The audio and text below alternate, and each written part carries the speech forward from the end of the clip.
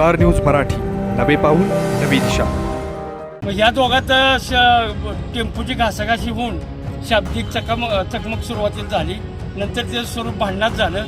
भांडणात होऊन त्यांनी त्याला मारहाण पण तिथे केली, काठीनं मारहाण. पाठीमागनं त्या पहिल्या विटीच्या टेम्पोवाल्यानं दुसरी विट्यातनं 1-2-3 मुलं बोलवून घेऊन त्याचा पाठलाग करून त्याला फोन करून रस्त्यावर बोलवून घेतलं.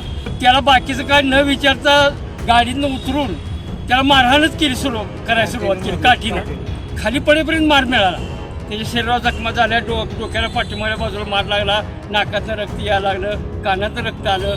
मार दिलेल्यामुळं आणि त्याच्या डोक्यात ते टेन्शन आल्यामुळे त्याचा मृत्यू झाला. आम्हाला गावाला पण आमचा अभिमान आहे ना. जर बाहेरची व्यक्ती येऊन आमच्या गावातील लोकांना जर मारत असले तर ते सुद्धा आमच्या गावाच्या दृष्टिकोनातून लज्जास्पद गोष्ट आहे. 11वी 12वी science, NEET, JEE, CET, NATA अशा सर्व स्पर्धा परीक्षांसाठी नंबर 1चा पर्याय म्हणजे Shri Rajlakshmi royal academy of science विटा.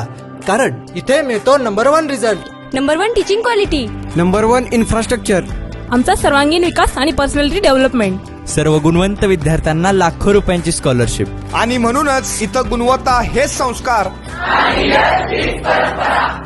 आपल्या पाल्याच्या उज्ज्वल भविष्यासाठी आजच निश्चित करा त्याचा प्रवेश Shri Rajlakshmi royal academy of science Vita येथे. Doctor DY Patil public school Vita CBSE. प्रवेश सुरू नर्सरी ते 8वी. आपल्या पाल्यासाठी चांगले स्कूल शोधताय पण योग्य स्कूलची निवड कशी करावी सुचत नाही तर मग या, बघा, अनुभव घ्या, खात्री करा आणि मगच प्रवेश घ्या. आपण आपल्या पाल्याला 1 महिना आमच्या शाळेत पाठवू शकता. त्यासाठी आम्ही तुमच्याकडून कुठलीच फी घेणार नाही. या 1 महिन्यात तुम्हाला आमची शाळा कशी वाटली, आम्ही सांगितलेल्या सर्व सुविधा मिळतात का, तुमच्या पाल्याच्या भविष्यासाठी आमची शाळा योग्य आहे का, या सर्व प्रश्नांची उत्तरे तुम्हाला जर सकारात्मक मिळाली तरच आपल्या पाल्याचा प्रवेश घ्या. अधिक माहितीसाठी फोन करा 8550 91 39 99. त्यांचा टेम्पोचा धंदा होता, माल वाहतूक करायचा. मग त्यांनी ती शेतात मजूर सोडण्यासाठी गेली ती आणि नागेवाडीचा पण एक टेम्पो होता मजूर घेऊन येणारा, ह्या विट्यातला. तो नागेवाडीचा आहे पण आता राहतो विट्यात. मग ह्या दोघात टेम्पोची घासाघाशी होऊन शाब्दिक चकमक सुरुवातीला झाली. नंतर ते स्वरूप भांडणात झालं. भांडणात होऊन त्यांनी त्याला मारहाण पण तिथे केली, काठीनं मारहाण केली. मारहाण केल्यानंतर तो व्यक्ती दुसऱ्या ठिकाणी एक भाडं होतं तिथे गेला, संजय थोरात. तिथं पाठीमागनं त्या पहिल्या विटीच्या टेम्पोवाल्यानं दुसरी विट्यातनं 1-2-3 मुलं बोलवून घेऊन त्याचा पाठलाग करून त्याला फोन करून रस्त्यावर बोलवून घेतलं की तुझ्याकडे काम आहे, आम जरा रस्त्यावरून भेट.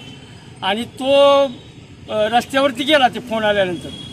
मग त्याला बाकीचं काय न विचारता गाडीतनं उतरून त्याला मारहाणच केली, करायला सुरुवात केली. काठीनं त्या 2-3 मुलांनी आलेल्या म्हणजे तयारीने झालती, त्यांनी काठीनं मारायला सुरुवात केली आणि त्यात त्याला म्हणजे अगदी खाली पडेपर्यंत मार मिळाला.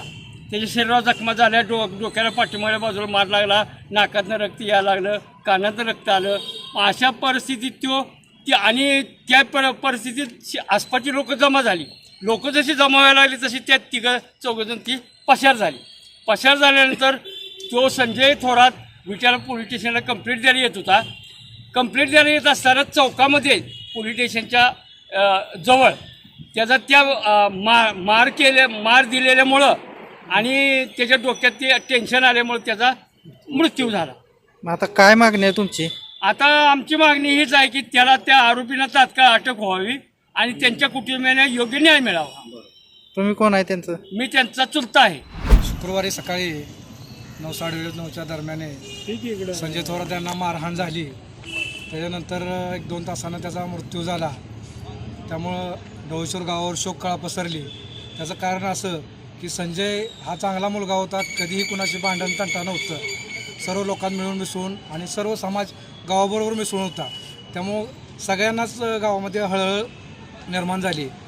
त्यामुळं आम्ही सर्व गाव, सरपंच, मी तालुका अध्यक्ष या नात्यानं आम्ही समाजाच्या पुढं 2 पावलं आहे आणि आम्ही संजयला न्याय मिळण्यासाठी आम्ही रस्त्यावर उतरू. पण आज आम्ही आता साहेबांनासुद्धा भेटलो. साहेबांनी आम्हाला 2 दिवसाचा अवधी दिला आहे की आरोपींना त्या ओपिनियन काय जे डॉक्टरांचा रिपोर्ट आहे त्यानुसार आम्ही कारवाई करू असं आम्हाला आश्वासित केलेलं आहे. त्या पद्धतीनं आम्ही 2 दिवस वाट बघून आमचा गाव आम्ही पूर्ण समाजाबरोबर यांच्याबरोबर याला रस्त्यात तयार आहे. कारण शेवटी आम्हाला गावाला पण आमचा अभिमान आहे ना. जर बाहेरची व्यक्ती येऊन आमच्या गावातील लोकांना जर मारत असले तर ते सुद्धा आमच्या गावाच्या दृष्टिकोनातून लज्जास्पद गोष्ट आहे. यासाठी आम्ही सर्व गाव रस्ते उतरणार हे निश्चित आहे. सांगली जिल्ह्यातल्या नंदेवाली समाजानं या संदर्भामध्ये आवाज उठवला. मी पहिल्यांदा समाजाचं अभिनंदन करेन की समाजाच्या सुखादुःखामध्ये तुम्ही आज सामील झाला आणि संजय यल्लाप्पा थोरात याला न्याय देण्यासाठी सगळा नंदीवाला समाज रस्त्यावर आहे. आज आम्ही खरं तर गेली 2 ते 3 दिवस झालं या सगळ्या प्रकरणाचा सोक्षमोक्ष लागावा आणि त्याच्या कुटुंबियाला न्याय मिळावा यासाठी आमच्या ओबीसी भटक्याविमुक्त जाती जमाती सेलचे अध्यक्ष भारतीय जनता पार्टीचे राहुल मंडले हे गेले 3 दिवस या सर्व प्रक्रियेमध्ये काम करत आहेत. खरं तर जी व्यक्ती मयत आहे त्या व्यक्तीला न्याय मिळणं, तो गुन्हा नोंद होईल, ही सगळी गोष्ट जरी खरी असल्या तरीसुद्धा त्या संजयचं कुटुंब आज त्याच्या मृत्यूमुळं आज उघड्यावर पडलेलं आहे. मी महाराष्ट्र शासनाकडं आणि भारतीय जनता पार्टीच्या वतीनं आम्ही विनंती करतोय, त्यांच्याकडे आम्ही मागणी करतोय की संजय थोरातच्या कुटुंबियाला शासनानं 50 लाखाची आर्थिक मदत द्यावी. त्यांच्या कुटुंबियाचं उदरनिर्वाहाचं साधन उभं राहावं अशा पद्धतीची आम्ही माननीय तहसीलदारांच्याकडे मागणी करणार आहे. आपल्या परिसरातील लेटेस्ट बातम्या पाहण्यासाठी स्टार न्यूज मराठी यूट्यूब चॅनलला आत्ताच सबस्क्राईब करा.